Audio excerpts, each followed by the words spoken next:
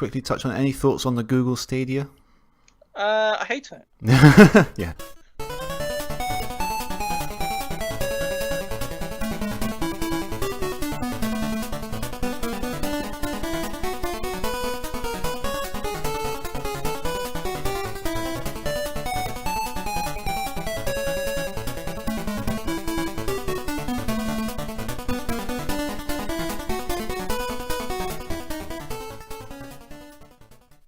Welcome to Bottom Up episode 12. It's a good show. It is a good show. Do you know what? I think we're recording this on Easter holidays, and I think it was last year, the Easter holidays, that we actually recorded our kind of like prototype episode. It might have been actually. I think it was, yeah. Our sort of hidden kind of little tester episode that we recorded just before we started episode 1. Yeah. So it's been a whole year of Bottom Up. It would actually be interesting to listen to that one back now and just see how the show has evolved since then. I think it's probably come on quite a bit. I listened to the first episode a couple of weeks ago, actually, just because I was like setting up a trampoline in my garden for the little one, and I needed something to listen to, and I ran out of podcasts, so I thought I'd put my own one on, as you do. And I thought, I'll just listen to episode 1, see how it goes. And it was kind of okay. I mean, it was a bit, I think we've improved a bit since then, but I think that the actual discussion was, pretty listenable too, I think. Oh, I hope so. Yeah, I hope so. We've aged well. Cool. Yeah. And we haven't introduced ourselves, have we? We haven't, no. Sorry, I'm Ollie. Tibbs and Ollie. So what have we got in store today? Yeah, so we've got Super Mario Land 2 in the book club pick. Yeah. And it's just you and me this time, obviously, after our pretty awesome episode last time with Vic from Retro Electro. Yeah, I really enjoyed that. That was a great episode. I really, really enjoyed. Great chat with him. He's a brilliant guy. Yeah. Really easy to talk to. And I hope you've all gone and purchased your little Mega Drive models. I hope so. Say. Yeah, hopefully. I hope so. Because I want to find out what's next. I really want them to Me do too. Sega Dreamcast with a little VMU. Yeah. Did you see that picture he retweeted from someone else who'd actually... Oh, what, the mock-up? He did like a mock-up shelf, and he's obviously got all these little sort of... He had like these cards printed up, like the holders, and he got like a real Mega Drive, put it on like a stand, much like the Retro Electro one, and did the same for loads of other consoles, so you could see what they looked like in next to each other. They looked really, really cool. Did it? Oh, cool. Yeah, they were like the real ones, and they just sort of. Oh, I thought they were like renders. I thought he'd sort of done like a little computer render of it, but I don't think so. I think they were the real consoles. Oh, great. That's awesome. Yeah, check it out. Yeah. Anyway, yeah, go and buy that if you haven't bought it now, because it's brilliant. It is. It's good. Yeah. So, what have you been playing? I've been playing a brand new release, Burnout 3. I don't know if anyone's heard of it. It's a little known. It's a little known gem. Yeah. Yeah. It's inspired by that the Dangerous Driving, was it called? Yeah, I think everyone's heard of that by now. But I mean, Burnout, that's the real, that's the diamond in the rough. That is. Yeah. Is that your first experience with Burnout? Yes. Is it? Right. Okay. I played Burnout Paradise. But I don't really. It's not really Burnout in the same sense as the other ones. I don't think, having played the other ones now. I played a demo of Burnout 2, I think, back in the day. I didn't really sit well with me. I didn't really get on with it. But recently, you mentioned Dangerous Driving. I saw Digital Foundry did like a rundown of the game, and I thought it looked quite interesting. And it's obviously a spiritual successor to the Burnout series. So I picked up the first 3 games on PS2 and thought I'd just give them a play. First one I didn't really get on with it. The second one, it was all right, but it didn't really click with me. But the third one, so much fun. It's brilliant, isn't it? I played it a lot back in the day. I think about 2005. I think, which is probably when it came out. I think that sort of time. I think. Yeah. But yeah, it's so fun. It's ridiculously fun. Yeah. It's got that same sort of thing. I can't remember where I read this. It was some magazine or it might have been a forum or something.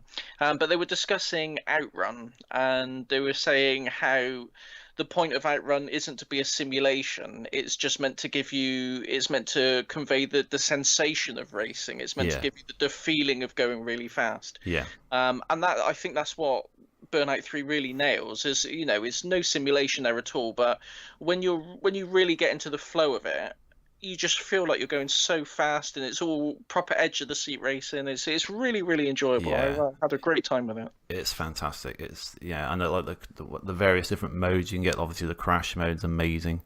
I love the crash mode. Yeah, it's just so satisfying. Yeah, I haven't played it super recently. I think maybe a couple of years ago I put it in.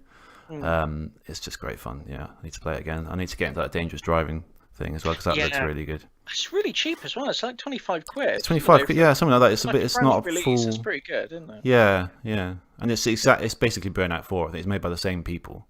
Yeah. And I'd only heard about it like the day before it came out, so I hadn't seen it at all. It really came under the radar. Yeah. Yeah, it really surprised me though how Burnout sort of disappeared as a franchise. Really, like I said, there was Burnout Paradise, but that was more of sort of just an open world racer. It didn't seem to have. Didn't have the same sort of attitude as Burnout 3. That's right. I didn't get on with that game particularly. It was all right. I think it split people. I think because I think a lot of people saw that you could kind of work your way around the city and kind of find your own routes through it rather than following one path. And I kind of get that, but I think it loses the real fun factor of Burnout for me. Yeah. I mean, I didn't get far into it, to be fair, but I didn't stay with it. A few hours into it, but I didn't stick with it. No. Yeah. But yeah, it's a real mystery to me why that franchise fell off. Because I mean, Burnout 3 seemed to be like the peak of it. There was a couple of other ones after that, I think. There was Dominator. Yeah, I picked that up quite recently. I haven't played it yet.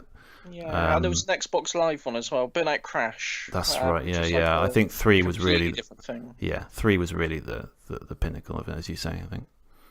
It makes me think. I don't know if you ever played back in the day Need for Speed Underground.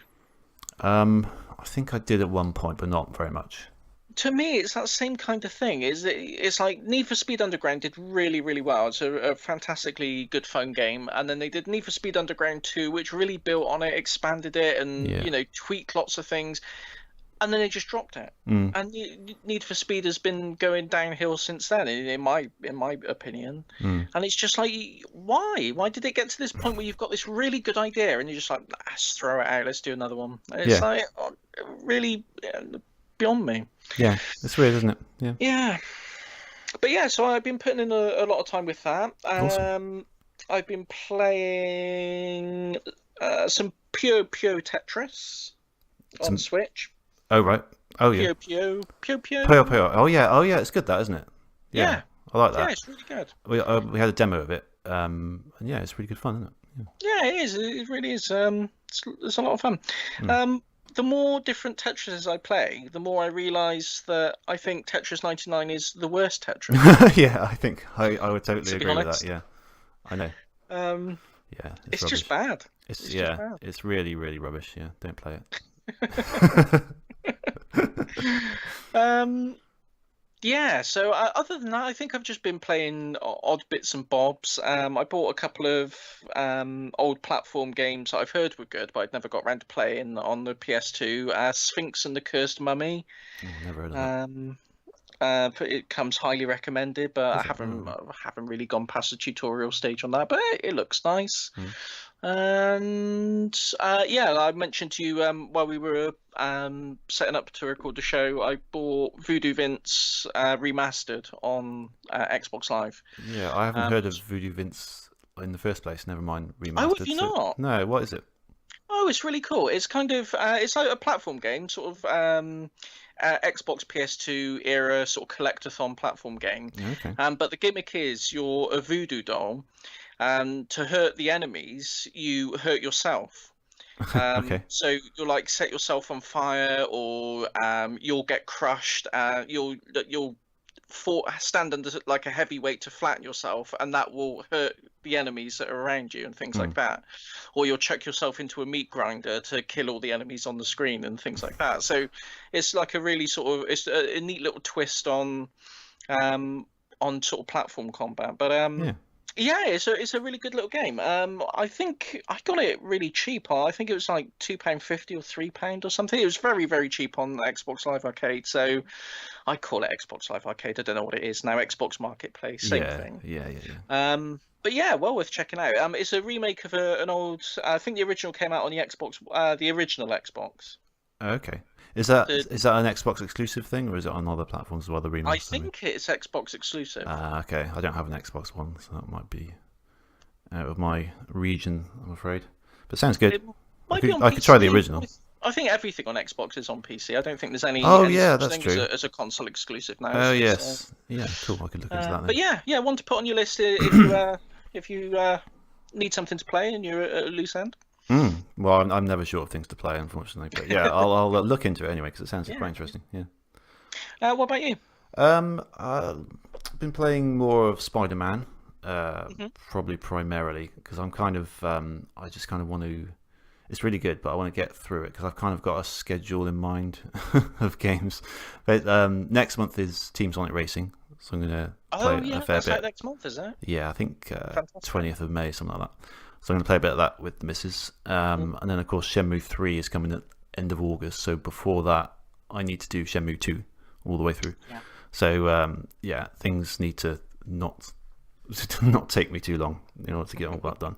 So, yeah, I've been putting a few hours into that, about 40% of that the way into that. So that's pretty good. I might be being pessimistic, but I got a feeling Shenmue will get delayed. Again, yeah, possibly. Yeah. A lot seems to be coming out of it now, though. So it seems like it's on track. If it is delayed, I don't think it'd be too long. No, it's not going to be like it won't push into next year. I don't think. No, I don't think so. But yeah, perhaps. Yeah, we'll see. I mean, that would relieve some of my stress anyway, if it were. Got a couple of new Switch games this month though. Yoshi's Crafted World. Oh, lovely. Yeah. Me and the wife have been playing that because we really enjoyed Woolly World on the Wii U. So it was a bit of a pre-order for us. We haven't got that far into it. We've only got a few levels into it, and it is good. It's good. I haven't quite got as gripped with it as we were the first one. I don't really know why. It's very clever. It's sort of very nicely presented and everything. I think with the first one with Woody World, each level had something really unique about it, like a great idea they introduced, and you never saw that idea again. It was like really, really creative. We haven't quite seen that yet. Some of the levels we've done, pretty much just fairly standard fare. But I think give it a bit more time. I think we'll start seeing some interesting ideas and stuff.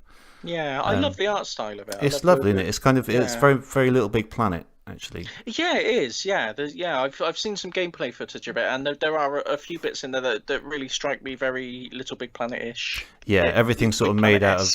It's almost like sort of a child's kind of diorama kind of thing, isn't it? Like everything's made out of sort of cereal boxes and tins of beans and stuff. And they have like little bonus missions where you get to the end of the level and you kind of do it in reverse, and the camera swings around to the other side, and you can see that it's all those things are like made out of. Like they made up like packaging for the cereal, and all that's really nice products that they've used. Yeah, it's quite clever. So yeah, I've been playing a fair bit of that. Well, not a fair bit actually. That's a lie. Not that much. But it's just because we play it on co-op. It just depends on both of our schedules and like getting the kid to bed, and then we're both quite tired. So yeah, we haven't done much of it, but hopefully going to do a bit more. I got Iconoclasts, the limited run. Oh, the limited run. Yeah, it's actually the first limited run or any kind of limited release game I've got actually. So far, I haven't played that yet though, but it looks really good. It's a sort of 2D kind of pixel art Metroidvania kind of game. Okay. I think you play as like a mechanic.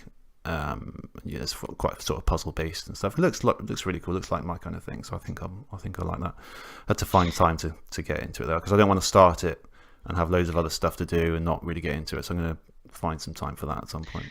Has it got the character from Crypto the Necrodancer in it, or am I thinking of a different one? I don't know. I'm not familiar enough to tell you. I'm gonna have to look at that now. I think I've got it on.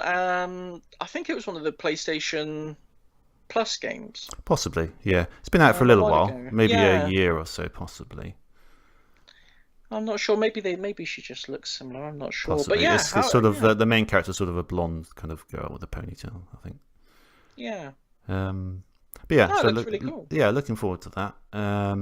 Yeah, I like the limited run packaging. You get a proper manual with it for one thing. That's quite nice. Yeah.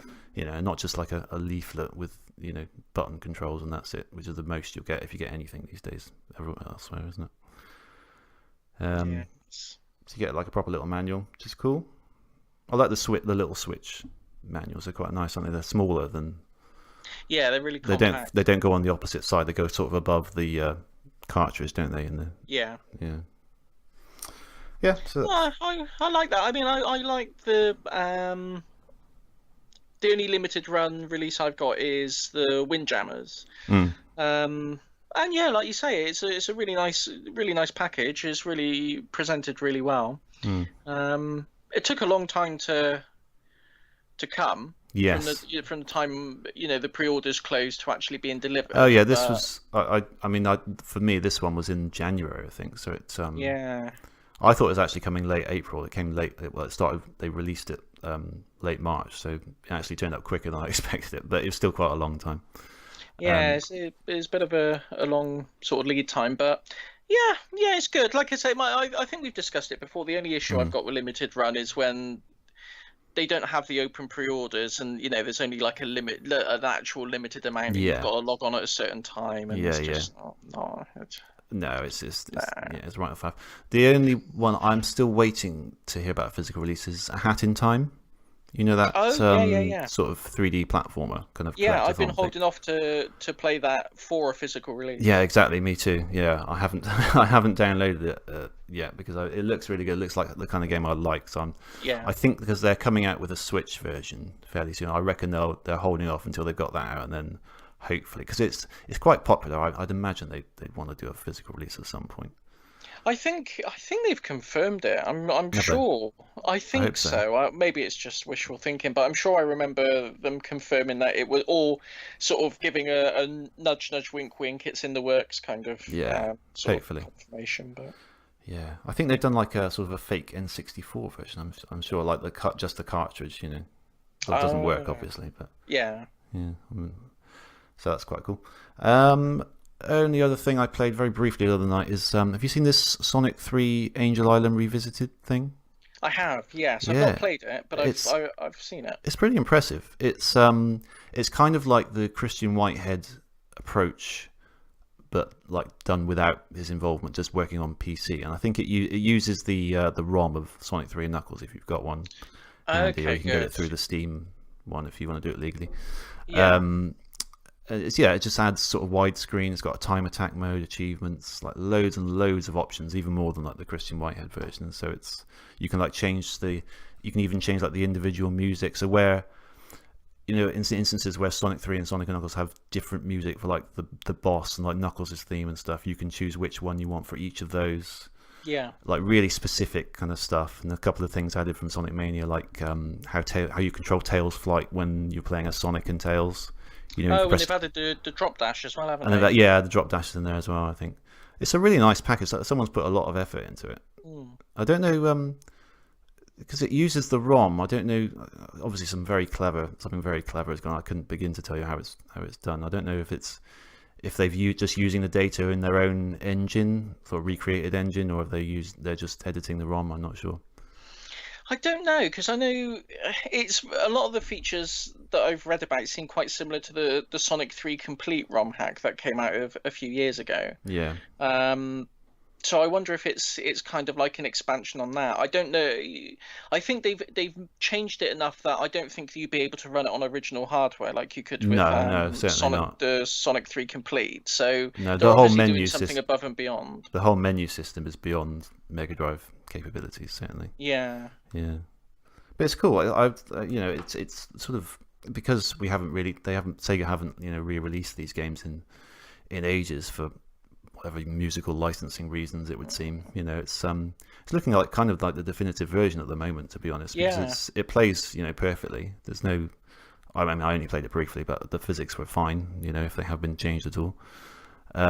What's the sound emulation like? That would be that, because I'm a bit of a purist when it comes to the sort of the Mega Drive sound, and there aren't many emulators that get it right.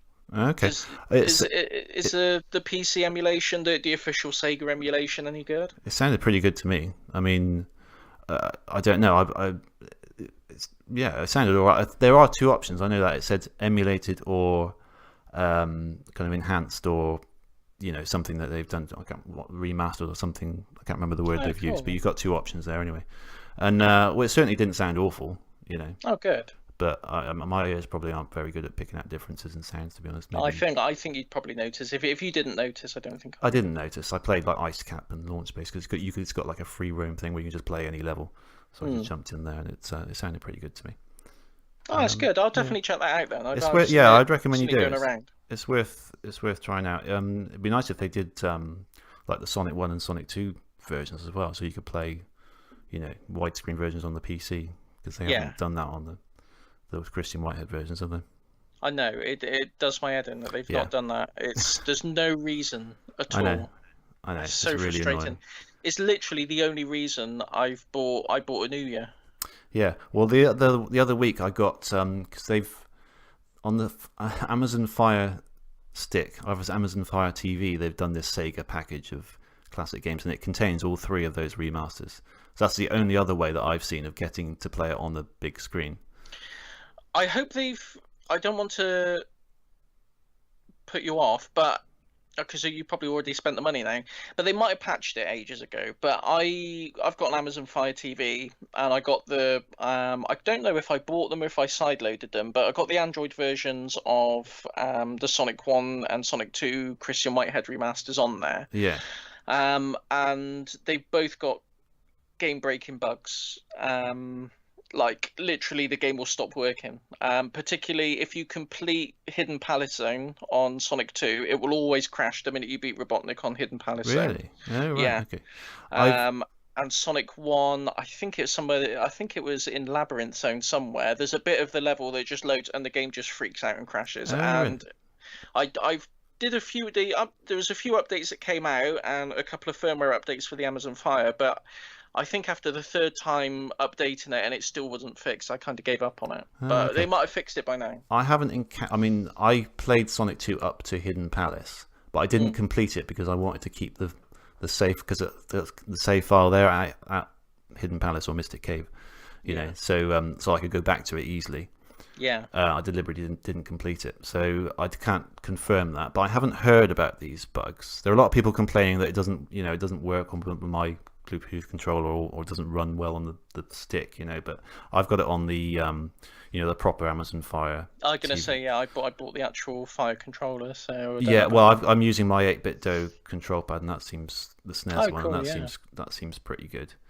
It seems to work, Yeah. When it works great, but like I said, it has crashed sort of a couple.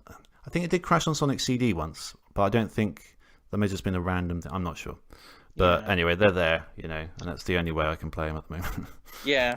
I really don't know. I mean, it's just money sat uncollected by Sega. I don't know why. I know. It's ridiculous. They're so frustrating as a company, aren't they? They are. There we go. I mean, that might transition us neatly. I wanted to talk about the Mega Drive Mini. Oh, yeah, of course. Because that's just been, it's been announced ages ago, but they recently kind of been talking a lot about that lately. I think it's got a release date of September 20 September shortly after my birthday, I think. Okay. Yep. September 20 odd thing, I think, isn't it? Yeah, 21st, I think, something like that. I should have written it down actually. It's got 40 games and 20 have been announced now. And it's actually quite an interesting lineup. I'm kind of surprised because they've got some standard ones in there, but they've also got ones that I didn't necessarily expect they'd be able to get, but they've got. So I've got a list here. The first 10 they announced was Echo, Castlevania Bloodlines, Space Harrier 2, Shining Force, Mean Bean Machine, Toe Jam and Earl, Comic Zone, Sonic 1, Altered Beast, and Gunstar Heroes. And the Castlevania jumped out there because that's obviously not a Sega owned property, but they managed to get it. And then further still, the second lot contained Castle and World of Illusion games from Disney. Yeah. Now that's significant, because if they can get other Disney games in there, like Aladdin maybe, that would be awesome. That'd be amazing. Yeah, that would be a really good lineup. And then Thunder Force 3, I think they own the Thunder Wars games now anyway, don't they? I think they do. I think they bought Techno stuff. And then Super Fantasy Zone, Shinobi 3, Streets of Rage 2, Earthworm Jim, Sonic 2, Pro Protector / Contra Hardcore, and Landstalker. So that's a pretty good lineup already. It's a really good lineup. Yeah, I mean, I'm impressed by that. That's really good.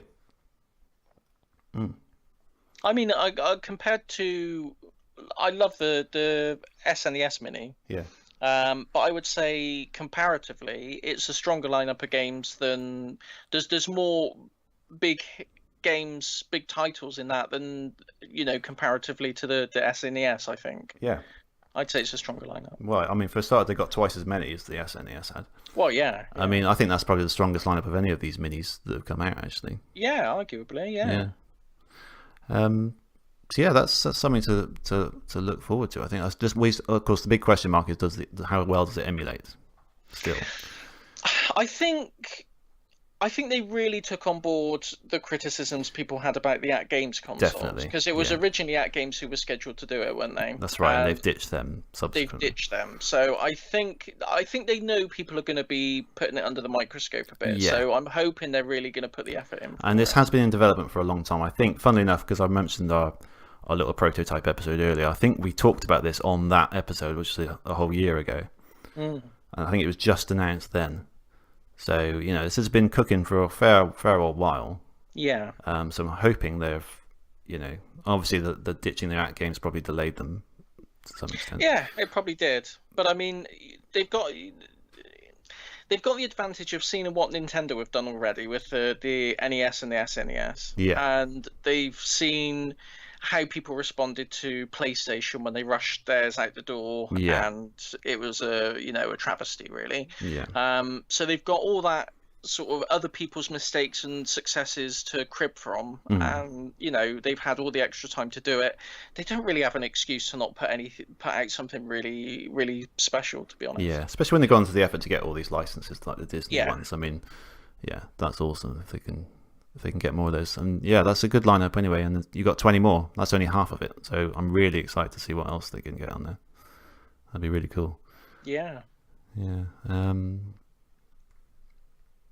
Didn't hear Golden Axe. Did you see Golden Axe? Golden Axe, don't think so. No, not. Or did I? I seem to. Hang on. No, I thought I've got a list of the Japanese, the first round of Japanese ones as well. And I thought Golden Axe was in that, but I don't think it is. I mean, I'd say that's a no-brainer in there. At least Golden Axe 1 and 2. Yeah, I think that. At one point, they did say that only one game from each franchise will be appearing. Obviously, really? But they've got Sonic 1 and 2 now. So yeah, obviously they're making an exception for Sonic. I mean, those two usually come together in most things anyway. If you get one, you get the other soon after it, don't you? So yeah, I mean, you couldn't really put out a Mega Drive and not have both of those on there. I don't think. I think so. But I mean, that may be the exception to that rule. But yeah, I mean, they got Streets of Rage 2, which is probably the best one to put in. That's the best one to put in, definitely. Yeah, got Mean Bean Machine as well. Do you think they'll do a pull a SNES and the SNES Mini had Firefox, Star Fox 2? Oh, right. So put an unreleased one in. Do you think an unreleased game? Oh, that'd be really, really cool. That would be that would be an interesting one, wouldn't it, if they did that?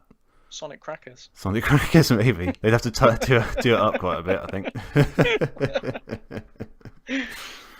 But no, I wonder because there have been lots of unreleased, fully developed Mega Drive games, that have leaked out onto the net over the years. So there's definitely some titles out there that they could give, an official, the first official launch. So I would be interested to see if they did anything like that, really. Yeah. Don't know if they will, but it'd be interesting. Yeah. It comes with 2 controllers, I think, as well, doesn't it? The 3-button one's not the 6-button, I think. Yeah, it's the 3-button ones in Europe. Worldwide, the international release is 3 buttons. I think the Japanese one is 6, but I might about that. Yeah. Okay. A cynical attempt to get people to buy both, one would. Possibly, yeah. Say. Okay. Well, yeah, one to keep an eye on anyway. Certainly. Yeah. Have you seen the website for it as well? It's like really sort of old school kind of looking. No, I haven't. Yeah, No. it's worth a look. It's got a little loading sort of kind of animation. It looks really nice. That's the one thing I will say. I liked with the recent Mega Drive collections that they put out on Switch, PlayStation, Xbox, PC, the whole thing. The emulation was crap on it. It's not worth buying at all. But the presentation with is where you select a game from, like it's got like a little TV. It does, yeah. Like all the games lined up, and it's all like in like a little bedroom. I really love that. That's a really nice way of presenting it. It is a good idea. They know how to tickle that little sort of nostalgic bone, don't they? Yeah, they do, definitely. Yeah. It's a shame that the emulation was dross, but the rest of it was, the presentation you can't fault. It's really good. Yeah. Cool. Yeah, that's awesome. Okay. Just quickly touch on any thoughts on the Google Stadia? I hate it. Yeah. I hate it. It's the beginning of the end, really, isn't it? As far as game preservation is concerned. As far as game preservation is concerned, yeah. But I mean, I had one of the OnLive consoles back whenever it was they came out. They gave them out free. I don't know what it's called now. Eurogamer Expo it's called then. It's EGX now. But back then it was called Eurogamer. And it was in Earl's Court in London, and I went down there, and they had like a big thing set up in the middle, demonstrating how great game streaming was, and everyone who went there got a console free. I got there late and didn't get one, but I got a token that I had to pay £1 for, and then they post me one in the post. It never worked properly. Even when it was an active service, presumably. Yeah. Yeah, the latency is just too. It's just terrible. It just doesn't. There were some games that were barely playable. I think the only game that I really was able to play to any, degree of success was the Prince of Persia reboot they did a few years back. Oh yeah, I remember. Yeah. The one where you couldn't die. Every time you fell off a ledge, you sort of went shoop and. It was time limited, wasn't it? That one. I think it was on Xbox Live Arcade. Yeah, I remember that. You had like. Oh no, not the arcade one. This was like a full retail release. Okay. And he had like a sidekick girl with him, and she had like powers or something. Every time you did something wrong or got killed, she would just like bring you back to life again, and you literally couldn't die. There was no sort of way to die in the game, but. Right. That's about the only one I could play through. I tried playing Sonic 1, and it was absolutely unplayable. And they were bought out. I think they were bought by Sony. Yeah, I think they were. And their technology was folded into PS Now. Yes. Which I tried, and that doesn't work either for me. And I don't have a slow internet connection. I've got a fairly decent connection, and it just doesn't work. Did you do it via Ethernet, or was it Wi-Fi? Yeah. Yeah. Yeah. That's the thing. They've got such a. The reason this is quite far behind, like TV and movies and music with streaming, is the latency issue. You really have to have that nailed down in order for it to work, and you have to have it nailed down for most people. And I don't know if we're there yet.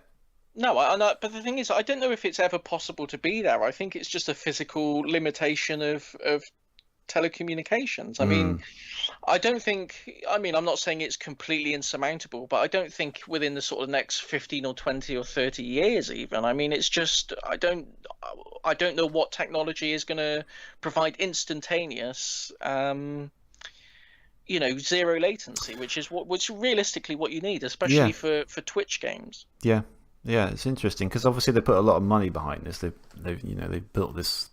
This sort of server thing that's supposed to be able to output graphics, twice as good as PlayStation 4 and Xbox One or whatever it is.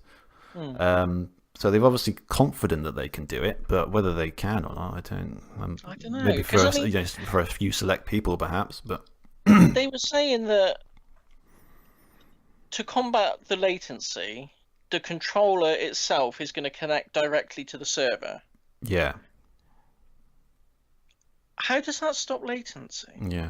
Because the video stream's still got to come down. I mean. Yeah.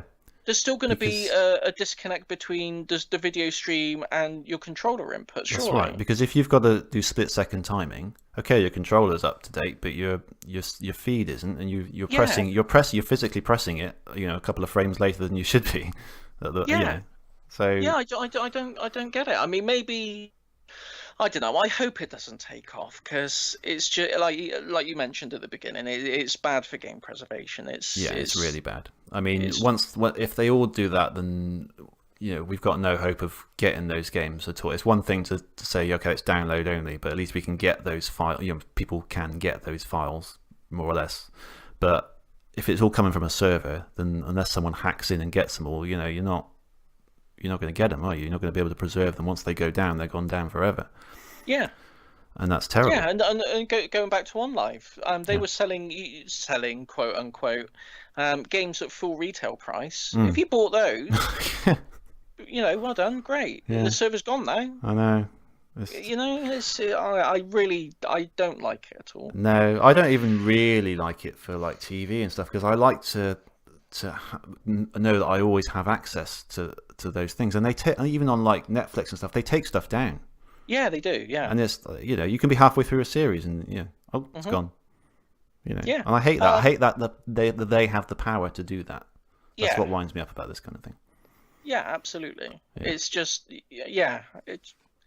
we're just old-fashioned, I think. We are a bit old-fashioned. I must admit. There's going to be kids listening to this going, "Oh, I don't know. You've always got the internet. What? You don't have the internet at home? You don't have the internet on your phone?" And it's like, I get so fed up of hearing those arguments. I know. I must admit, reading all the stuff about it, I felt so old, because it was all. Yeah, it's so focused on like streamers and stuff, and all these kind of influencers and people and stuff like that. And I feel so old. I mean, to be honest, I don't really get. This isn't the popular opinion these days, but I don't really get sitting and watching someone else play a game rather than me playing it myself. Do you know what I mean? Not as a regular thing to do. I mean, there are certain situations, if you're stuck on the game, you want to see someone else playing it to figure it out. You want to get some gameplay footage, to see some gameplay footage before you buy something. That's totally understandable. That's fine. But to actually sit and watch someone play through a game rather than you playing it yourself, or before you play it yourself, it's really weird, isn't it? It is weird. I think it's weird. Because I was in CEX once, and I heard these two kids, one of them picked up and said to his mate, "Oh yeah, Uncharted 3, I haven't played it, but I've watched someone play it like 11 times. And I was like, what? What's wrong with you? How much time do you have, first of all? And secondly, why? Why would you do it? It's just mental, isn't it? That doesn't make any sense at all. The only time I got close to sort of getting the streaming thing was a Twitch stream called Richie Tries to Play Dark Souls. And it's just this guy who's just terrible, absolutely terrible at Dark Souls, and just persevering with it, and just eventually he beat the entire game. I agree. But there's just something almost hypnotic about just watching him fail over and over and over and over and over. Yeah. And it's I kind of got it then, because like in the chat everyone was like really.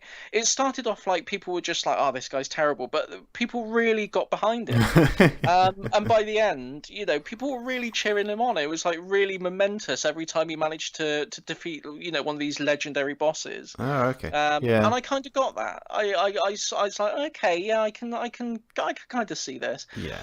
But I think that's the exception rather than the rule. Yeah, I think so. I think there are certain games that are more tailored for it, but I have to say not a lot of the games that I would play personally. I think maybe a lot of these kind of battle royale games. Maybe yeah. I can see that if you're into that. Maybe I can see watching other people doing that. But yeah, too old. I like as these things progress further and further into sort of new realms, I find myself curling up further and further back into the warm comfort of retro and how things used to be. Because fortunately, I've got like hundreds and hundreds of retro games that I want to play. So even if gaming changes completely beyond recognition and I don't like anything they do, at least I've got that, and I've got as many games that have already been released just to play for the rest of my life, hopefully. Did you see the Xbox One digital only console? I heard about it. I think I heard a rumor. Has that become fact? Has it? Oh, it's become fact. It's called the Xbox One S All Digital. People are abbreviating it to the Xbox One SAD now, which is, so says it all, really, doesn't it? Yeah, it does. Yeah. While we're on the subject of game streaming, have you seen the? I can't remember what it's called now. Is it Ant Stream? Oh yeah, I have. Yeah. What's your thoughts on that? I saw you tweet about this. Yeah, and I'll let you make the point that you're going to make. But yeah, in case anyone's not aware of it, it's kind of similar to the idea of streaming a game. So you don't own the game, you just Netflix for games kind of thing. You pick a game, it streams, and you control it remotely. Yeah. But it's only for retro systems. Yeah. It just seems really pointless. It does. To me. Yeah. Go on, you made. Yeah, I must admit, I didn't even think about this point, but you made a really, really good point on Twitter. Well, they were showing a video of some YouTube influencers who'd played it, and they were saying like, "Oh, it's got no latency at all. Just played with no latency." They were showing Spectrum games. They're like 60k, they're like 30k. I mean, why you don't need to stream that? It would be far, far more effort to attempt to stream that than it would be to just download the bloody game and play it on an emulator. The entire Mega Drive library is like what, 600 megs, 650 megs of the official games. Yeah. That's like an HD movie. Not even that. An HD half hour. It just doesn't make sense to me. It doesn't make sense to me at all. Yeah, and that's probably what they're doing, isn't it? Yeah, it's got to be. I mean, why would you, spend the computing power to emulate and run and encode all those frames of video and send it across the internet and do that when you can just send the ROM and let them play it locally? Yeah, there's no way they're doing that. There's no way. What would be the point? It'd just be ridiculous. But I love that they're not saying that that's what they're doing. No. They'll play it like, oh, we've got some revolutionary latency-free technology under the hood, all top secret source. But it's like, but we download a ROM and we play it. We download a ROM and we play it, yeah. But I hope, again, I don't like. It sounds really vindictive to say I hope these business enterprises fail. Well, I'll tell you what. I was at Play Expo last year, and they had it there behind sort of closed doors, behind this sort of closed veil kind of thing. So I was nosing around, and you had to sort of ask the guy, and I thought, oh, can I have a quick look? And he said, oh yeah, let me just check. And he goes in, he just like never comes out again. So I just sort of go in anyway. Had a look, and someone playing it, and the guys there just completely ignored me, basically. So that kind of put me off, from the that's get-go, not good, really. So yeah, screw you with your Spectrum games. I'll get an emulator. I just see, if nothing else, I mean, even if for reasons that I can't possibly think to imagine, that they were doing exactly what they said they were doing. It's just an assault on retro gaming as a hobby, I think. It's just taking away, it's trying to pull away ownership from even the retro side of things, that are our little safe haven of old-fashioned gaming. I'm not sort of jumping on the bandwagon, both of streaming and of retro, really, isn't it? Yeah. Yeah. So I think we're on the same page with that. I think we are. Perhaps we should progress before we start having to get out our Zimmer frames and get off my lawn. Yeah, okay. All right. So let's take a quick break, and then when we come back, we're going to talk about Super Mario Land 2. Oh, what a good one. Yeah. Let's do it.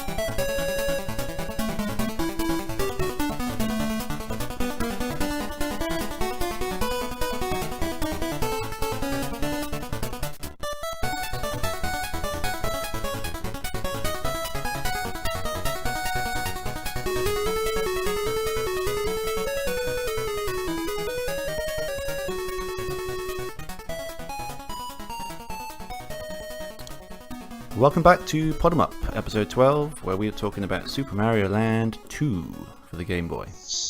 Golden coins. 6 golden coins to give it its full title, indeed, yeah. So I had kind of an ulterior motive, in a way, for picking not necessarily just this game, but a Game Boy game this month. So you may recall from episode 1 where we talked about our past consoles and our history, and I said I did have an original Game Boy, but I exchanged it to our school friend Martino for a couple of Mega Drive games. Yes. And then the Game Boy was promptly destroyed by his brother when he died at Mario Land 1. So I wanted to get it back. I missed it, but I couldn't get it back because he destroyed it. Right. So I only had Tetris and Mario Land 1, so I got those games back. So at this point, it's the late 90s, 98, I think it is. And I've got 2 Game Boy games and no Game Boy to play them on. So I'm in the market for a new Game Boy, basically. So I happened upon like an ad in a games magazine for it's a Halifax bank account, and if you signed up for this kid's Halifax bank account, you get a Game Boy Pocket for about 14 quid, I think it was. What? Yeah, it was good. It was that's amazing. Yeah, it was awesome. So I thought, I'm having that, and that's actually still the reason I signed up for it. That's still the reason why I still have a Halifax account to this day, because I wanted this Game Boy. So anyway, those were the days before Amazon Prime and all that. It's where it said a little small print at the bottom. Please allow 28 days for delivery. Oh yeah. What were they doing in those 28 days? Because I know they always used to be the standard, didn't they? Please allow up to 28 days for delivery. And that was working days as well. That wasn't calendar days. I know exactly. It took weeks and weeks for this thing to arrive. Weeks. And I was bothering my dad every day. Where's my Game Boy? Where's my Game Boy? Where's my Game Boy? And he was obviously getting increasingly irritated by it. So anyway, one Saturday morning about 7 a.m. or something, I get a knock on the door. My dad's not a morning person, so he kind of trudges down to the door, opens it, says, here's your effing Game Boy. He probably didn't say that, but he probably thought it, So finally, I get this package in my hands, exciting package addressed to me, open it up, pull out the box. To my horror, I hold in my hand the box for a pink Game Boy Pocket. I was livid. I was so angry. Seriously, I was so... because the advert, right, clearly had the 2 hands holding up one of those clear case Game Boy Pockets. Yeah. And I assumed that's what I'd be getting. But obviously, no, they had the whole gamut of colours back there. And obviously, I was the bottom of the barrel, the pink ones at the bottom. No one wants the pink ones. Send them a pink one, And I tried everything I could do to sort of make this better. I tried putting stickers on it. This is a hilarious story in itself. I got like these gold and silver star stickers that I thought would improve it. And for some reason, I didn't see that it clearly made it look even more like a 7-year-old girl's Game Boy. And I remember holding it up to my mum and said, "What do you think?" And she said, "Yeah, it looks a bit camp, but." And I looked at it, immediately saw that it looked the campest thing I've ever seen in my life. So I took those off. I found I managed to get a black rubber kind of case for it. So I put that on, but it still didn't do the job because you could still see the pink through the little buttonholes. But I mean, that's the best I could do. I just didn't take it out anywhere, because back in those days, taking a pink Game Boy into our school, in the late 90s, life wouldn't have been worth living. It wouldn't have been worth living. No, I'd have never heard the end of it. No, you wouldn't. So I wore a purple T-shirt once, and people said it was pink. I do remember that. Yeah, I had that for years. Yeah. Yeah, that's right. I do remember that. Yeah, exactly. Yeah. So God knows what happened. I brought a pink Game Boy. Exactly. Anyway, yeah. So I was at my parents at Christmas, and I happened to find this pink Game Boy. It's one of the only. I was going to say, tell me you've still got it, and we can put some pictures in the show notes. Well, no, I'll get to that because I found it's one of the only things that I didn't bring back from my parents' house and put in my collection here. But I thought these days you can probably get like a spare shell for it, like a made one, or at worst just get a faulty one and swap the shells over. But I managed to find this one. It was a tenner. It was like a grey case, like the original Game Boy Color the colours of the original Game Boy, with the grey case and the purple button. So I put that on. It took me a little while, but it's a much more presentable Game Boy now. Yeah. So yeah, I was happy with that, and I thought, well, previously I've talked about my eye problem with sort of handheld devices, and like I think it's the backlight from the screens that it really makes my eyes go crazy, it makes them really sore and itchy and horrible. So I really wanted like something to play and sit on the sofa while the wife's watching TV. So I thought, where it must be the backlight of these things. What can I do? So I sort of thought I'd start at the bottom, the most basic kind of screen you can get, which is a good old Game Boy dot matrix screen. I'm going to see how I get on with that. So that's what I've been playing this game on. Basically, I've got the cartridge. Recently I bought it, and then I've just been playing it old school on a proper little Game Boy, and it's been working really. I haven't really had too many problems. It's I only really, obviously you have to find the light, make sure you sit under the light.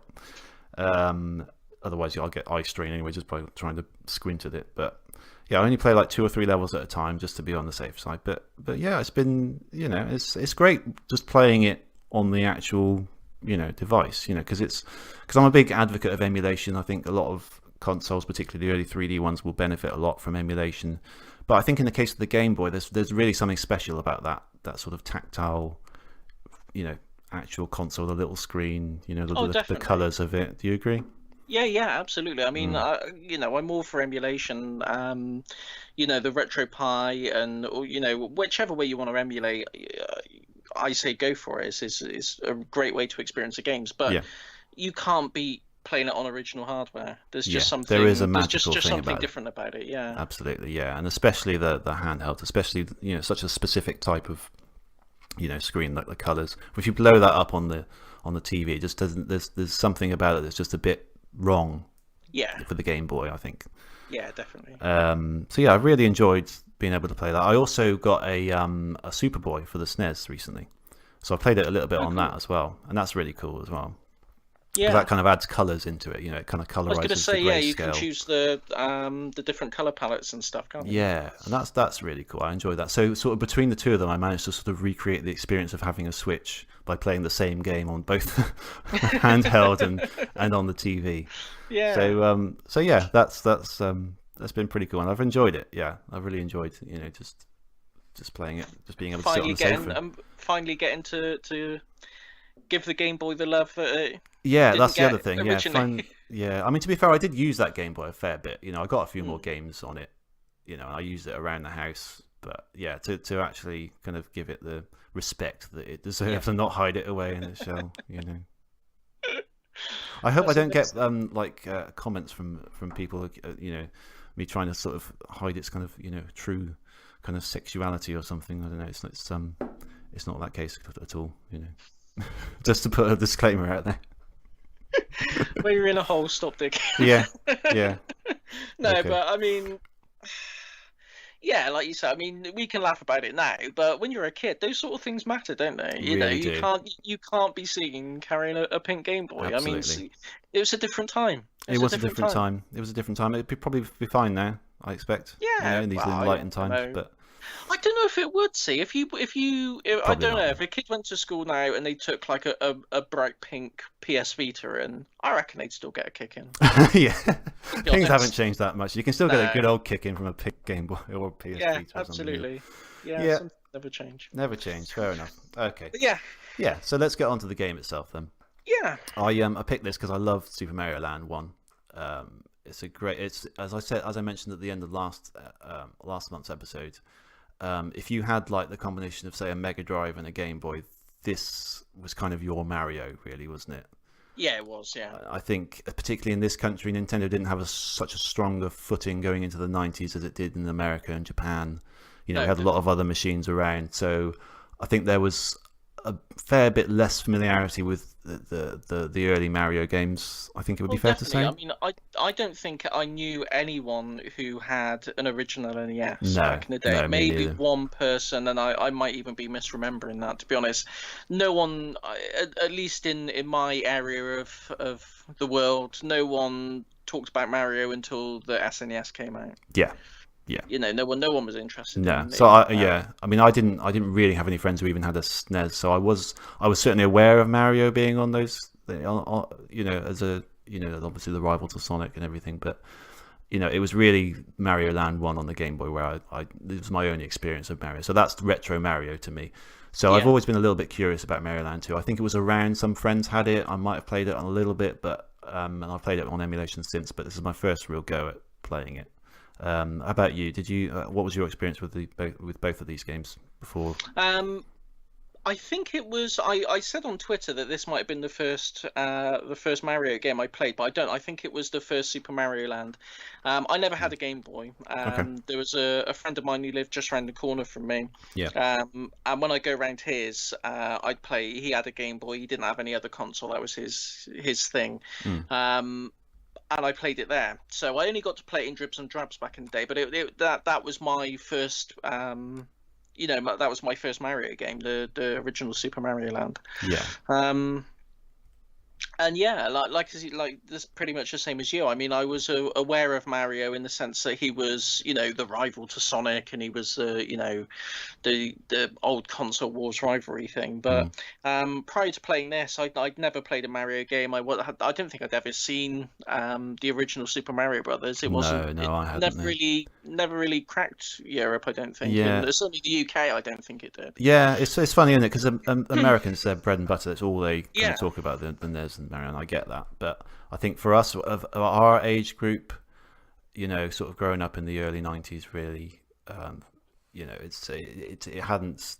was certainly around. I mean, you were aware of Mario, and if you didn't have the Nintendo consoles, you wouldn't know much about the series, I don't think. No. And I think for that era, the sort of the 8-bit NES era, in the UK, I think it was more microcomputers, the Amstrads and the Commodore 64s and things like that. That was, they run the show really, and the NES didn't really get a look in until the 16-bit era came out. So yeah, that's right. So yeah, I remember playing it. I remember not getting on with the first one and getting on with this one a lot better. Oh, okay, that's interesting. And I don't know why. I did something. I don't know. The handling of the first one, the jumps feel a bit. I don't know. I never really got to grips with it, but I really enjoyed this. So especially going back and playing it again. Yeah, it's a really fun sort of pure platformer, isn't it? It's sort of not trying to be clever in a way, but it's just like it's just great fun to just jump from platform to platform, dodging enemies. It's especially on the little handheld, as I said, it's a lovely kind of little experience to do anyway. Yeah, but I think I was going to say, I just think it's one of those examples of games where I don't like to say perfect in the sense that it's got no flaws, but it's a perfect sequel in that it's everything you would want from a sequel. It takes all the ideas of the first one and just purifies it a bit. Yeah. It's kind of like. It made me think a bit of the difference between Streets of Rage and Streets of Rage 2, where it's essentially the same game, but all the sprites are bigger, everything runs a bit smoother, everything's just a little bit more polished. It's that kind of thing. Yeah, I definitely agree with that. Yeah, it's definitely sort of inspired. Whereas Mario Land 1 was inspired by sort of NES Mario Brothers 1. I think this one is much more like Mario 3 and Mario World. That kind of look to it, I think. Yeah, definitely. Yeah. Anyway, I've got some stats. So it was developed and published by Nintendo, of course. Released in Japan in October 92, and the US in November, and then Europe in the following January. And it's later been re-released for the 3DS in 2011. Loose cartridge goes for about £10 or less. I think I got mine for about £6, actually, which is quite good. Yeah, you can get quite cheap. Yeah, that's the thing about Game Boy games, actually, because they are, even like the sort of well-known Marios and Zeldas and Metroids, they're all around about £10. Yeah, I think because there were so many of them sold. There's so many of them. There's just so many of them out there. Yeah, I know. But that's good. I like that. It is good, yeah. Especially as I'm getting on well with the Game Boy, I might pick up a few of them, start a little collection, actually. I think box, you're looking, obviously the cardboard box, you're looking for a bit more, about around the £25 mark, something like that, from what I could see. Yeah. Yeah. So let's start off with the story, because it's got a couple of interesting things to note. So this is kind of paraphrasing, but so while Mario is off having adventures in the first game, old childhood rival Wario. There's the first appearance of Wario in any Mario game. He moves into Mario's own private island called Mario Land and brainwash the inhabitants to hate Mario. So there's a couple of things to note there. Did you know that Wario's a childhood rival of Mario? They go back a long way. No, I didn't. I didn't know that. No, it's quite interesting, isn't it? He's an old kind of yeah. I don't know if he was the bully or the Mario was the bully. I don't know, but obviously they didn't get along. And then the other thing is Mario has a private island. Did you know that? He's his own island. He obviously doesn't come from like the Mushroom Kingdom. He kind of lives in his own little island devoted to himself. Plumbers do earn a lot of money. Yeah. It's good. It's a good trade. It's a good trade to be in if you want your own island. Yeah. Well, yeah. That was. Yeah. I mean, and he's got his own like little clockwork statue of himself there as well, isn't he? Yeah. As we'll get into, one of the levels is based entirely around as a massive version of himself, and he has a castle. Yeah. So Wario's taken over this castle, and in order to reclaim it, Mario has to go and collect all 6 golden coins hidden throughout the levels, or the 6 zones. And then once he collects them, he can go and challenge Wario and send him packing, basically. Which is the. I mean, I can understand where Wario's coming from a bit, though, can't you?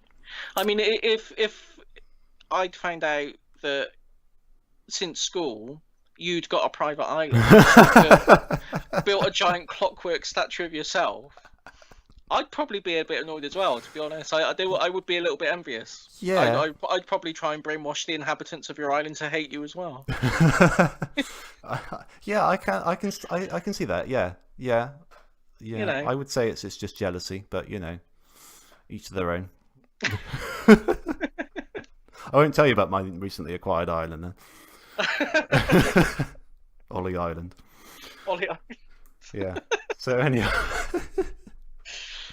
Anyway, so the game employs like a map structure, doesn't it? Like a world map, much like Mario World and that kind of thing. The key difference is you've got 6 main zones, and they've got levels inside them that have to be done sequentially, but you can actually play the zones in any order you want, which is a really cool feature, I think.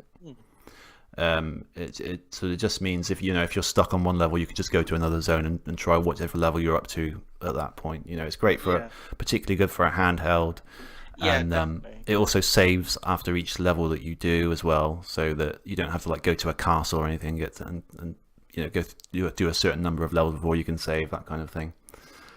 Which is great for handheld, great for me in this case as well, because you can just turn it off whenever you want, pretty much, and you're set. So yeah, that was a good feature, definitely.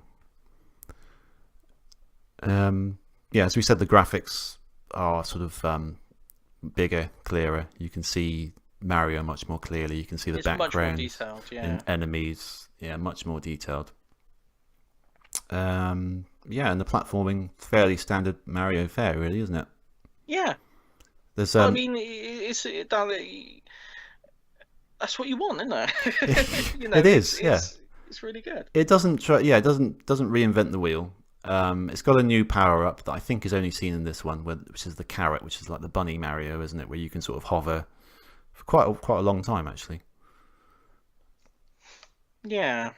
And it's got the usual ones, the fire flower as well, the big mushroom, invincible style, that kind of thing.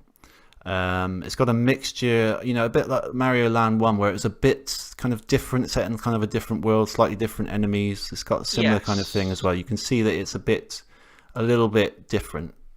It's I liken these in much the same way to the Game Gear and Master System versions of the early Sonic games as well. Yeah, that's a good way. Actually, there is a similarity to it, and actually both are kind of ignored by Sega and Nintendo these days, anyway, aren't they? Really? Yeah, they are. You don't hear Nintendo talking about this game and the first one very much. Much like Sega don't really talk about those old Master System and Game Gear ones. Master System ones, no. Yeah. Which is a shame, really, because they don't get as much recognition, do they? They don't. They're interesting games in their own right. I actually find, as a Sonic fan, I find these fare a little bit better than the Game Gear Master System ones, personally. I think there's less of a gulf between like the console ones. I think because Mario is the physics of Mario is less complicated than Sonic. I think it transitions better to the Game Boy than it does to the Game Gear. Yeah.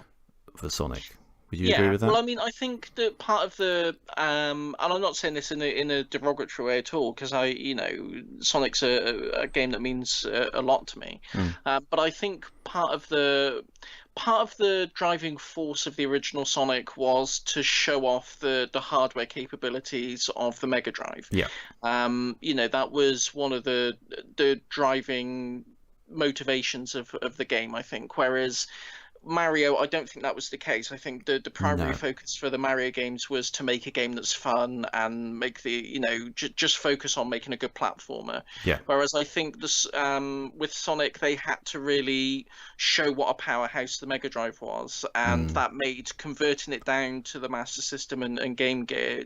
It just meant there had to be a lot more compromises made. There were. Yeah. Nintendo didn't have to worry about that so much. That's true. That's a very good point. Yeah.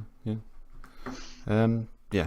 So back to Mario Land 2. So yeah, what we got? The did you sort of catch the little kind of gotcha where so you go through the levels and you get like a boss at the end of each zone, and once you beat the boss, you get the coin of that zone, and then you've got to get all 6. Then you can go to the castle, which is on the map, and challenge Wario for the final boss.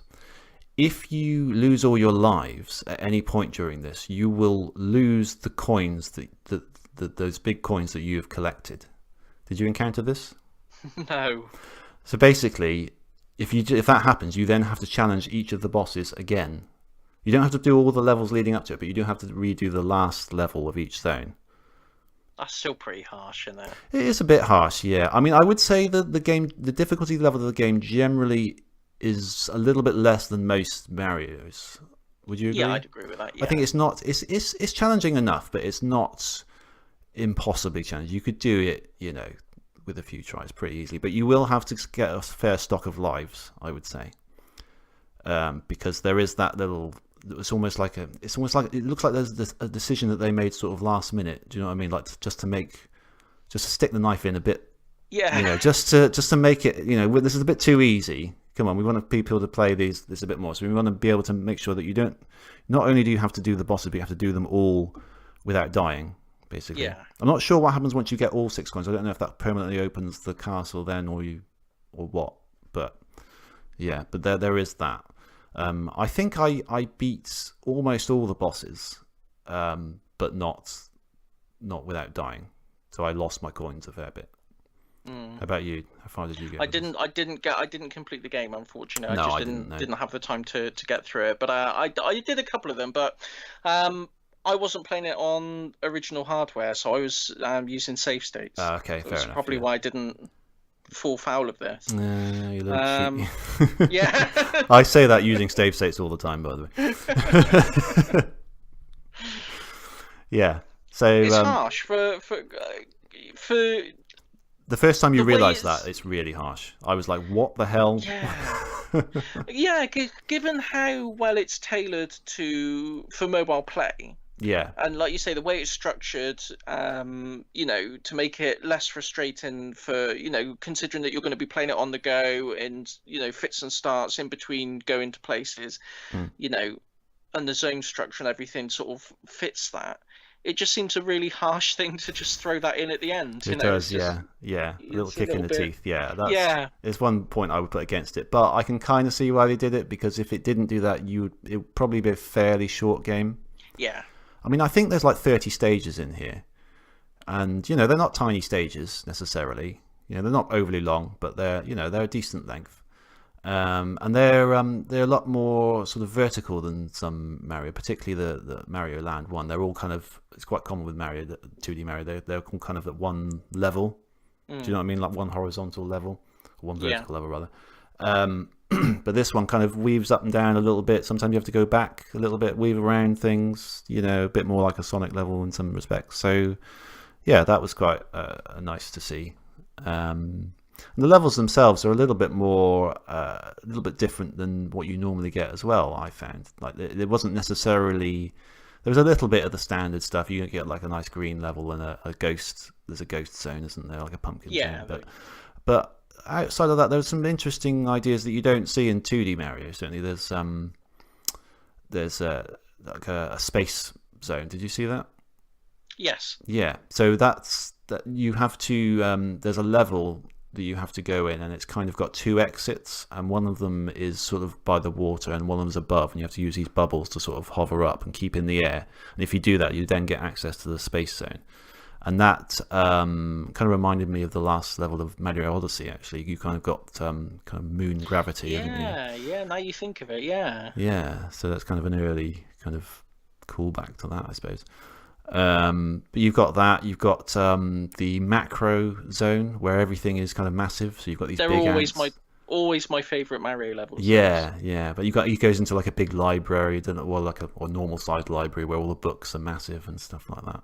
And then what we mentioned earlier, the Mario zone, where it's just you just go through like a massive clockwork Mario. And it's it's got some kind of rotating cogs and sort of bubble gum kind of level and sort of toy based. It's almost like a toy theme to some of them. Yeah. So that was quite an interesting one as well. And then you've got like the turtle zone, which is mostly your standard sort of water kind of fare, and you go inside a giant whale there. So there's some interesting ideas that take it a little bit away from 2D Mario, I would say, because 3D Mario is a bit different, but 2D tends to stay in the same sort of areas. Even like the new ones, that it's fairly sort of standard stuff, isn't it? It is. I mean, they're brilliant games, but sometimes you do feel like you're playing a level pack rather than a complete game. Especially all the new Super Mario Brothers ones. Like they got a DS version, Wii U, and now the Wii U's gone onto the Switch as well. So and they're all kind of pretty much the same thing. The levels, the structures themselves are different, but they're all kind of more or less the same sort of stuff. Yeah, they're all like you get a forest template, a beach template, and they're all variations on that theme, really, aren't they? And so I say, it just feels like a level pack sometimes, rather than compared to we keep going back to Sonic, but I mean, like Sonic, every zone feels different. Where Mario, you feel like you're treading a lot of old ground by the end of the game. Yeah, it's a point I've made before. I think there is definitely a difference between the two, and one thing I love about Sonic, really. But I mean, it's nice to see them take that kind of approach in this game. Certainly, you've got some interesting ideas. It was interesting to see where those levels took you, and each level was kind of, it wasn't even the same thing throughout a zone either. That each level would be slightly different, in a slightly different location, kind of employing new ideas as you went on. So there's a sort of a sense of progression there, which is really nice. Yeah. It's a really nice little platformer in general, I would say. Yeah, I agree. I agree, and I think it's the kind of game that I know with modern handheld consoles, maybe not including the Switch in this, because I think that's more of there's a hybrid home portable console. Yeah. But with like the Vita and the PSP, and to some extent, maybe not as much the DS. I think simple, just pick up and play platform games seem to be quite absent on those consoles. And I think, I don't want to, the PS Vita, one of the launch games was like Uncharted Golden Abyss or something. Yeah. It's like Uncharted it's not a portable game. Do you know what I mean? No. It doesn't feel like something I want to play sat on a bus. There are definitely games that are suited more to handheld, and games that are suited more to sit in front of your TV. There's definitely a time thing there. Time, usually you don't have much time to play a handheld, so you want something quick and simple.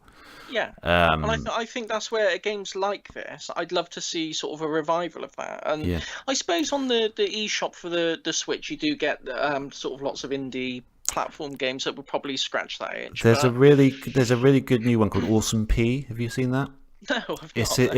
It's a Game Boy inspired one, so it's got those kind of monochrome graphics, got a little bit of a green tint to it. You basically play as a little pea, and it's a really simple platformer just like this, and you just got to hop between platforms and collect gems and stuff, and it scratches the exact itch that you're talking about. I would say I've got a demo of it. I think I'm going to get the whole thing because it's really cheap, but that would be a good example of this kind of game, in the modern, a new game like that. Yeah.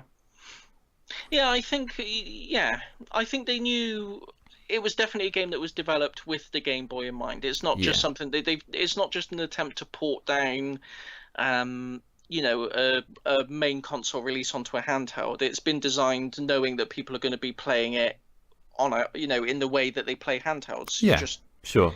More so than Mario Land 1, you would say, because Mario Land 1 is basically, there's no saving for one thing, and it's just a sequence of levels, just like the first one. So they've definitely, for this one, there've been a fair few. I think Mario 1 was 89, something like that, and this is 92, 93. So they've had a few years to think about it, a few years to borrow ideas from the console games, and you can definitely see the improvement. Graphically, there's a huge step up. Oh, it's a massive step up. Yeah, I mean Mario Land 1, I would imagine it was a launch title, was it? If not, very soon after. Yeah, if not on the day, it would be the very early on in the console's lifespan. Yeah, exactly. So yeah, I'm not sure what else there is to say about it, really. I mean, it's I don't know. Do you have any other thoughts that we haven't covered?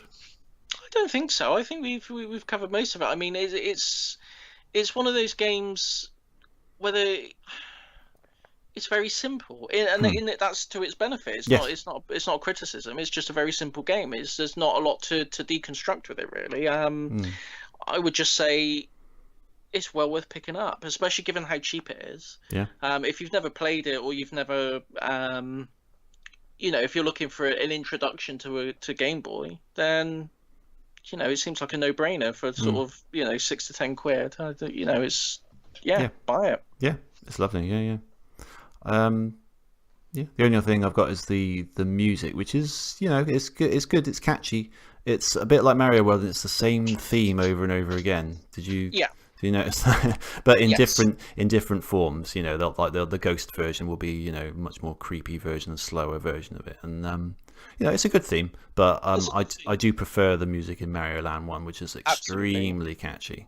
Very, very catchy. Yeah, so it doesn't quite hit the same same heights of that, but it's listen doable. It's pretty good. Yeah, I mean the soundtracks on Game Boy games tend to be quite rudimentary anyway, just because of the hardware. Sure. But yeah, the main theme for Super Mario Land, that first level theme. Yeah. It's too iconic. They wouldn't be able to top that, I don't think. Yeah. But it's great all round. I think I loved it. Yeah. Cool. Okay, it's a recommendation from both of us, I think. Yeah, absolutely. Cool. Okay. So without further ado, do you want to fire off your pick for the next month? Yes. Okay. I don't know how amenable you're going to be to this, given that your time constraints. Okay. Go on. I think I know. Yeah, go on. I'm going to go with Undertale. I thought you would, yeah. All right, I knew this was coming at some point. Yeah, all right, let's do it. I want to get it out of the way because it's one of these games where I'm really late to the party. Like the world at large is over Undertale by now, I think, and I avoided it for so long. When was it released? Oh, I kind of 3-4 years. It's been out a while. Yeah, the first I'd even heard of it was I think on a Nintendo Direct on the Switch, where they announced that it was being ported to Switch, and I hadn't even heard of it, I don't think, and they didn't even show any gameplay footage of it, and I was like, okay, yeah, great, what's Undertale? And I still haven't really seen any gameplay footage of it, to be honest. Good. Yeah, no, I've as per your recommendation, I've kept it very much a complete mystery. Yeah. So I'm looking forward to seeing what it's like and what it even is, to be honest. It's one of those games, I think. I mean, as both being Sonic fans, you'll know the kind of reputation the Sonic fandom has. Sure. And how people, when people think of the Sonic fandom, they're usually not talking about it in a very complimentary manner. No. Undertale is like that, plus a bit more. Okay. The fandom is very divisive amongst people, I think. Sure. Okay, interesting. And it put me off for a long time. Right, I see. Because of the way just the fandom, it kind of just made me think, I don't really know if I want to be. It is a shame when the product ends up being far away from, how it's represented later on by certain people. Do you know what I mean? It's not the fault of the product, it's the fault of how it's propagated. No, exactly. Yeah. But I mean, just like the Sonic fandom, I mean, the way people think of it isn't necessarily accurate. Yeah. I would say the same might apply here. I don't know. I'm not involved in the fandom, but the game itself, I'm glad I gave it a chance. So yeah, I'm looking forward to sharing it with someone. So you are the captive audience. Okay, awesome.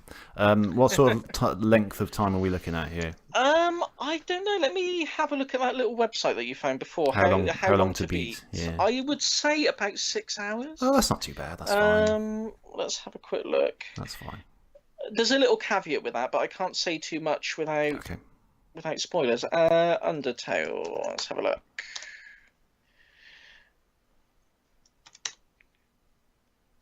How long to beat? Undertale. Come on.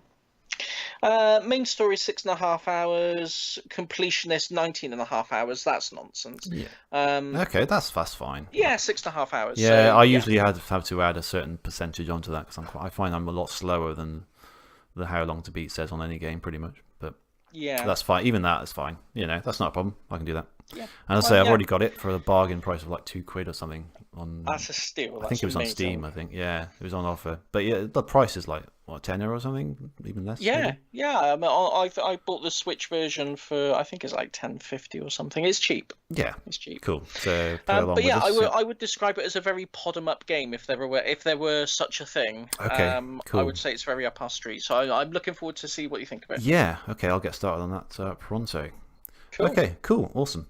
Did we have any comments to read out about the game? Yeah, not many. We had one person, so yeah. Read it. Yeah. They might be waiting. They might be waiting. Yeah. Sorry. Let me just quickly get it up. I wasn't prepared for this. I kind of forgot. Sorry, person. Sorry, this won't take too long. Sorry, person. That's my account. Not the... We'll edit this bit, it's fine. You can say whatever you want now, Tibbs. We're going to edit this out, that's fine. Swear if you like, go for it. Oh, no. No effing and jeffing here. No effing and jeffing. That's kind of a thing that we came to agree on without really agreeing on it, didn't we? I think so, yeah. I mean, I'm not opposed to it, but... No, I don't know. But I think it makes sense because no one doesn't listen to a podcast because there isn't swearing in it. That's true. But people will not listen to a podcast if there is swearing on it. Because I like putting podcasts on in the background with my daughter roaming around, and I like to know that it's not got any swear words in it that she's going to repeat. So that was my take on it. Do you remember that?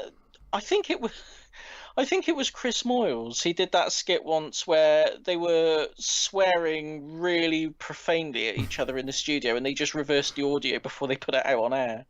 Yeah, I think that does ring a bell. Yeah. Yeah, it's really really quite funny. Yeah. Here we go.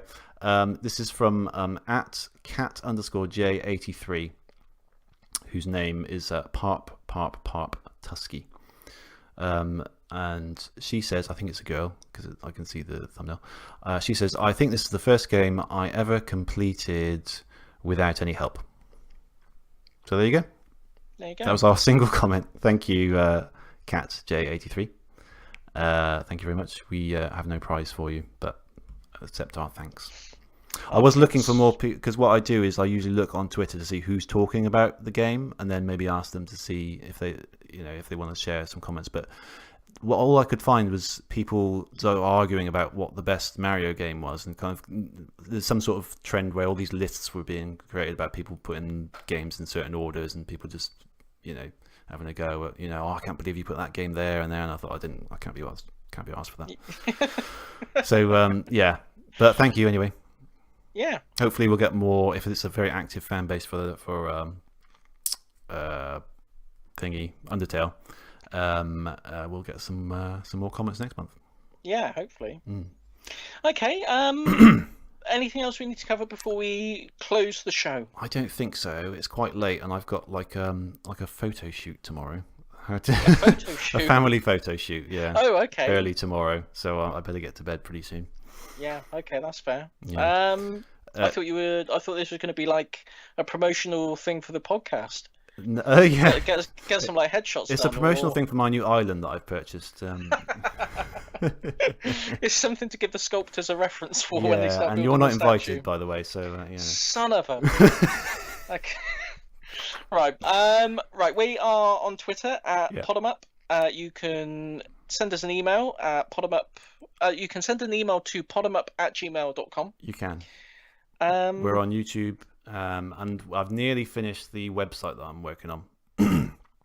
Really? In fact, it may be finished by the time this episode goes out. So I don't know if we want to say the URL of it in preparation for that, or no. Okay, let's not do that. No. Let's wait for it to. I don't want to put myself under that pressure anyway. But I'm nearly done with it. So hoping we're going to get that out soon. To be honest, I mean, it's you could probably guess the URL. Pretty much, yeah. You wouldn't have to go through many permutations Just before you found try it. a couple and you'll get it. But yeah, no, don't do it. Don't do that. No. Cool. Okay. Right. Let's finish it up then. Yeah. It's been fun. Yeah. I hope that if you're listening with your ears, then they're treating you well. And I love you, and we'll see you next time. Yeah. Well, just one thing. Sure. We normally do the music from the game in question, sort of at the beginning, and the middle, and the end. We can do that for the beginning and middle, but I'd like to end this on a track from Mario Land 1, if we could. Okay. So I just imagine you saying that for some reason. I'd like to end this on a track from my first album. I've got a new album out with the millions that I've got. Yes. Okay, that's fine. Yeah, we could do that.